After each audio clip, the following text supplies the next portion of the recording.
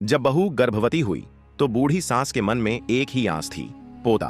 उसने कहा, पहले पता करवाओ, अगर बेटा है तो खुशी की बात, वरना हमें सोचना पड़ेगा।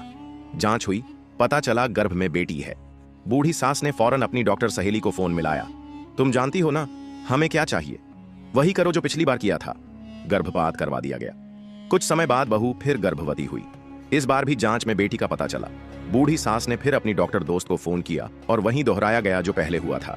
यह दुखद सिलसिला कई बार दोहराया गया। जब भी जांच में बेटी का पता चलता, बूढ़ी सास अपनी डॉक्टर मित्र की मदद से गर्भपात करवा देती। आखिरकार समय बदला और बहू फिर गर्भवती हुई। इस बार एक स्वस्थ बेटे ने जन्म लिया। पूरे घर में जैसे उत्सव का माहौल छा गया। बहू अस्पताल से घर लौटी तो घर में पूजा और हवन का बड़ा आयोजन किया गया। पूजा विधि विधान से संपन्न हुई। पंडित जी बोले, पूजा पूर्ण हुई, अब आप छोटी कन्याओं को भोजन कराकर पुण्य प्राप्त करें।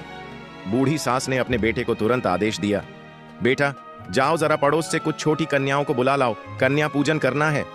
बेटा खुशी खुशी गया, लेकिन थोड़ी देर में मायूस चेहरा लेकर लौटा। बोला, माँ, कोई भी अपनी बेटी को हमारे घर भेजने को तैयार नहीं है। बूढ़ी सास भड़क उठी, क्यों भाई, ऐसी क्या बात हो गई? तभी बहू, जो अब तक चुप थी, धीरे से मगर दृढ़ता से बोली, माँ जी, बात यह है कि आस पड़ोस में सभी को पता है कि आपने कितनी ही बार मेरे गर्भ में पल रही बेटियों को दुनिया में आने से पहले ही खत्म करवा दिया।